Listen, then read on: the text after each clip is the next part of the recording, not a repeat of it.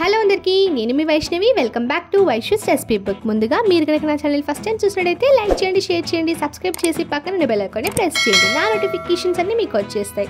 ఈరోజు వీడియోలో వచ్చేసి ఎంతో టేస్టీగా చాలా సింపుల్గా చేసుకునే జిలేబీని ఎలా చేసుకోవాలో చూపించబోతున్నాను. జిలేబియా అందరూ ఒకేలాగా చేస్తారు కదా, మరి దీంట్లో స్పెషల్ ఏంటి అంటారా?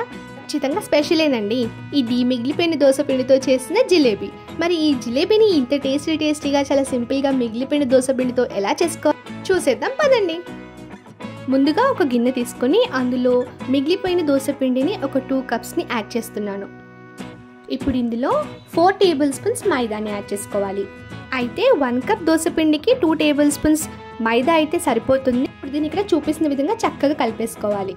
అయితే దోశ పిండి బ్యాటర్లో ఉండలు లేకుండా కలిసిన తర్వాత 1/2 table spoon soda, 1/2 table spoon కొద్దిగా ఫుడ్ కలర్ని కూడా యాడ్ చేసుకొని ఇలా చూపిస్తున్న విధంగా చక్కగా కలిపేసుకోవాలి. ఇప్పుడు ఒక గ్లాస్ తీసుకొని దాంట్లో కవర్ని ఇలా చూపిస్తున్న విధంగా ప్లేస్ చేసుకొని ఈ బ్యాటర్ అంతా కూడా అందులో యాడ్ చేసుకోవాలి.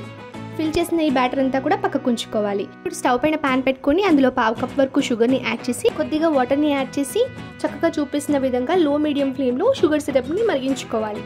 పాకం తీగ పాకం అవ్వాల్సిన అవసరం లేదు, జస్ట్ ఇలా స్టిక్కీగా ఉంటే సరిపోతుంది. ఇప్పుడు స్టవ్ ఆఫ్ చేసేసుకొని ఇప్పుడు మరొక ప్యాన్ పెట్టుకొని అందులో ఆయిల్ని యాడ్ చేసి ఆయిల్ బాగా హీట్ అయిన తర్వాత ఇలాగ చూపిస్తున్న విధంగా జిలేబీలని చేసుకోవాలి. ఈ జిలేబీలంతా కూడా మనం లో మీడియం ఫ్లేమ్లో పెట్టుకొని మాత్రమే వేయించుకోవాలి. జిలేబీలు కాస్త గోల్డెన్ బ్రౌన్ వచ్చేసిన తర్వాత వీటిని డైరెక్ట్గా తీసేసి సిరప్లో యాడ్ చేసేసుకోవాలి. సిరప్లో వీటిని ముంచుకొని అటు ఇటు తిప్పేసుకొని ఒక 1/2 మినిట్ ఉంచుకొని తీసేసి వేడివేడిగా ప్లేట్లో సర్వ్ చేసుకుంటే అంతే, టేస్టీగా జిలేబీలు రెడీ. మరి ఇంకెందుకు ఆలస్యం, మీరు కూడా వెంటనే దోశ పిండి ఉంటే ట్రై చేసేసేయండి. మీ ఫీడ్బ్యాక్ని నాకు కమెంట్ రూమ్లో తెలియజేయండి. మరి వీడియో నచ్చిందని అనుకుంటున్నాను. వీడియో నచ్చినట్టయితే లైక్ చేయండి, షేర్ చేయండి, సబ్స్క్రైబ్ చేయండి, అలాగే పక్కన బెల్ ఐకాన్ని ప్రెస్ చేయండి. నా నోటిఫికేషన్స్ అన్ని మీకు వచ్చేస్తాయి. మరొక అమేజింగ్ రెసిపీతో మీ ముందుంటాను, మీ Vaishnavi. Thank you for watching.